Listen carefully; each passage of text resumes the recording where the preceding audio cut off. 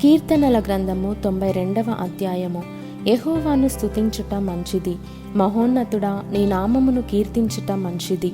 ఉదయమున నీ కృపను, ప్రతి రాత్రి నీ విశ్వాస్యతను 10 తంతుల స్వరమండలముతోనూ గంభీర ధ్వని గల సితారతోనూ ప్రచురించుట మంచిది. ఎందుకనగా యెహోవా నీ కార్యము చేత నీవు నన్ను సంతోషపరచుచున్నావు. నీ చేతి పనుల బట్టి నేను ఉత్సహించుచున్నాను. యెహోవా నీ కార్యములు ఎంత దొడ్డవి, నీ ఆలోచనలు అతి గంభీరములు.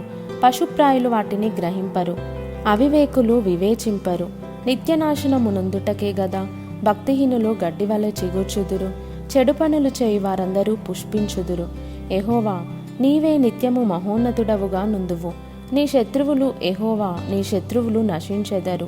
చెడు పనులు చేయి వారందరూ చెదరిపోవుదురు. గురుపోతు కొమ్ము వలె నీవు నా కొమ్ము పైకెత్తితివి. క్రొత్త తైలముతో నేను అంటబడితిని. నా కొరకు పొంచిన వారి గతి నా కన్నులు ఆశతీరా చూచెను. నాకు విరోధముగా లేచిన దుష్టులకు సంభవించినది నా చెవులకు వినబడెను. నీతిమంతులు ఖర్జూర వృక్షం వలె మొవ్వు వేయుదురు. లెబానోను మీది దేవదారు వృక్షం వలె వారు ఎదుగుదురు. యెహోవా మందిరంలో నాటబడిన వారై వారు మన దేవుని ఆవరణములలో వర్ధిల్లుదురు.